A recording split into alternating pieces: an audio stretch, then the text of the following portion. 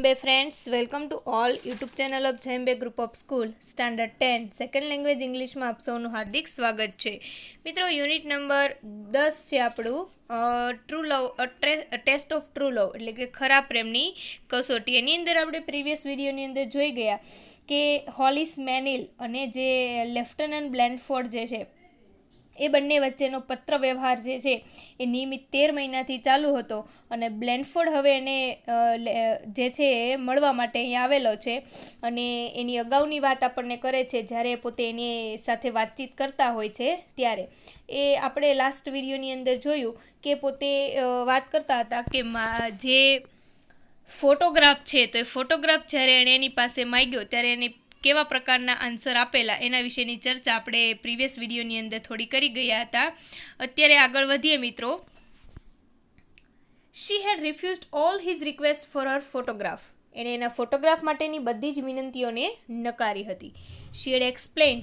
એને સ્પષ્ટતા કરેલી કે if your feeling for me has any reality, કે મારા પ્રત્યેની તમારી લાગણીમાં જો કાંઈ સચ્ચાઈ હશે, માય લુક્સ વોન્ટ મેટર, તો એમાં મારા દેખાવનું કોઈ મહત્ત્વ હશે નહીં. સપોઝ આઈ એમ બ્યુટિફુલ. ધારી લો કે હું સુંદર છું. I would always have the idea that you were attract by a pretty face. તો મને હંમેશા એવું જ લાગશે કે તમે એક સુંદર ચહેરાથી આકર્ષાયા હતા. That kind of love would displease me. અને આ પ્રકારના પ્રેમથી મને ખુશી નહીં મળે. Suppose I am not pretty, then I would always fear that you were writing to me because you were lonely. અને ધારી લો કે હું સુંદર નથી તો મને એવો વિચાર આવશે ને ડર રહેશે કે તમે એકલવાયા હતા એટલે મને પત્ર લખતા હતા. No, don't ask for my picture. એટલા માટે મને ફોટોગ્રાફની મારી પાસે માંગણી ના કરશો. When you come to New York you shall see me. તમે જ્યારે ન્યૂયોર્ક આવો ત્યારે તમે મને જોજો. After 1 minute to 6 and Blandford had 1 minute to 6 Blandford had heart leaped. 6 વાગવામાં જે છે 1 મિનિટની બાકી હતી અને બ્લેન્ડફોર્ડનું હૃદય જે છે એ ધબકવા લાગ્યું. A young woman was coming towards him. એક યુવાન જે છે એ સ્ત્રી એમની નજીક આવે છે. એટલે કે જે યુવાન છોકરી હતી, એક યુવાન એ પોતાની નજીક આવે છે.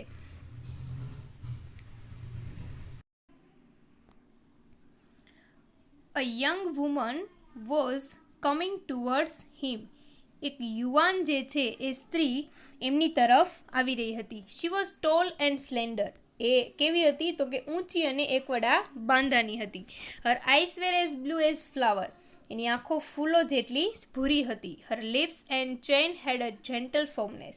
એમના હોઠ અને ચહેરા પર સૌમ્ય મક્કમતા હતી. In her green suit she was like springtime itself.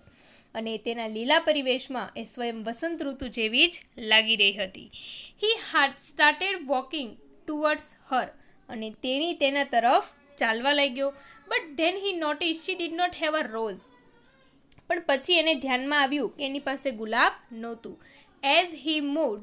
જેવો એ આગળ ચાલ્યો, શી સ્માઇલ સ્વીટલી. એને સરસ મજાનું મોહક સ્મિત આપ્યું. Going my way soldier she murmur. મારા રસ્તેથી જાઓ છો જુવાન, એ ધીમેથી બોલી. He took 1 step closer. એકાદ ડગલું એની નજીક ગયો. Then he saw the woman with the rose. એમણે એક ગુલાબ ટાકેલી સ્ત્રી જોઈ. She was standing behind the girl a woman past 40. અને એ છોકરી એની પાછળ ઊભી હતી કે જે 40 વટાવી ગયેલી. Her greying hair pulled under an old hat. અને એના સફેદ વાળ હતા એ જૂની હેટ, એની જે ટોપી હતી એની નીચે ઢાંકી રાખેલા. She was rather heavy. અને થોડીક જાડી હતી. But there was no mistake about the red rose on her untidy coat. પણ એના અવ્યવસ્થિત કોટ ઉપર લાલ ગુલાબ હતો એના વિશે કોઈ સંદેહ હતો નહીં, કારણ કે એને કહેલું કે પોતે ગુલાબ જે છે એ ટાંકીને આવશે. The girl in the green suite was walking quickly અવે. અને પેલી લીલા પરિવેશમાં દેખાતી છોકરી ઝડપથી ત્યાંથી જઈ રહી. Blandford's attention was divide between the two. બ્લેન્ડફોર્ડનું ધ્યાન બંને વચ્ચે વહેંચાઈ ગયું. He felt a strong urge to follow the girl, yet he also had deep longing for the woman who had given him great courage and strength. તેમ છતાં એ જે સ્ત્રી તેને ખૂબ હિંમત અને શક્તિ આપ્યા હતા, એ બંને વચ્ચેનું ધ્યાન છે વેચાઈ ગયું હતું, પણ એને છોકરીનો પીછો કરવાની તીવ્ર ઈચ્છા થઈ જે ગ્રીન પરિવેશમાં હતી. એન્ડ ધેર શી સ્ટૂડ, અને એ સ્ત્રી જે છે એ ત્યાં ઊભી હતી. He could see that her plump face was gentle and kind. એ સ્ત્રી પ્રત્યેની ઊંડી ઝંખના હતી, પણ એ તો ત્યાં જ ઊભી હતી કે જેનો સ્ત્રીનો ફિક્કો ભરાવદાર ચહેરો એકદમ સૌમ્ય અને માયાળુ હતો, એ એને જોઈ શકતો હતો. Her grey eyes were warm and friendly. એમની ભૂખરી આંખોમાં ઉષ્મા અને મૈત્રીના ભાવ હતા. Lieutenant Blanford did not hesitate. Lieutenant Blanford સહેજ પણ અચકાયો નહીં. His finger held of human bondage, which was the show who he was. એમણે પોતે કોણ હતો એ દેખાડવા એના હાથમાં હ્યુમન બોન્ડેજ ઓફનું પુસ્તક જે છે લઈને આવેલા. He thought about the relationship, એના રિલેશનશિપ વિશે સંબંધને યાદ કરતો હતો કે this would be not be love, he decided. આ મારો પ્રેમ નથી, એને નિર્ણય કરી લીધો. But it would be something precious, પણ એ કંઈક મૂલ્યવાન તો છે જ. It would be a friendship for which he would always be grateful. તે મૈત્રી હશે જ, એક મિત્રતા હશે કે જેના માટે હંમેશા એનો ઋણી રહેશે. He stood straight, salute and held book toward the woman. એમણે એ સ્ત્રી જે છે એ સ્ત્રીની સામે ટટ્ટાર ઊભો રહ્યો, સલામ કરી અને પુસ્તક એની સામે ધર્યું. એઝ હી સ્પોક, અને તે બોલ્યો, he thought how different she was from the girl he had expected. ત્યારે એણે વિચાર આવ્યો કે એણે જે સ્ત્રી પાસે અપેક્ષા રાખી હતી એની કરતાં છોકરી કેટલી અલગ હતી. કારણ કે એને એમ હતું કે છોકરી કેવી હશે, તો કે સરસ મજાની 18 વર્ષની યુવાન, પણ આ 40 જેવી દેખાતી હતી. માથે વાળ જે છે સફેદ થઈ ગયેલા હતા. છતાં પણ એ વિચારે છે કે આ મારો કદાચ લવ નહીં હોય, પણ મારી મિત્રતા જે છે કે જેની માટે હું હંમેશા ઋણી રહીશ. I am lieutenant John Blanford and you are Miss Manil. હું લેફ્ટનન્ટ જ્હોન બ્લેનફોર્ડ અને તમે મિસ મેનિલ છો. I am so glad we could meet. હું બહુ ખુશ છું કે આપણે મળી શક્યા છીએ. May I take you the dinner. હું તમને જમવા લઈ જઈ શકું છું. A smile appeared on the woman's face. એ સ્ત્રીના ચહેરા પર સ્મિત રમી રહ્યું હતું. I don't no who are you young main.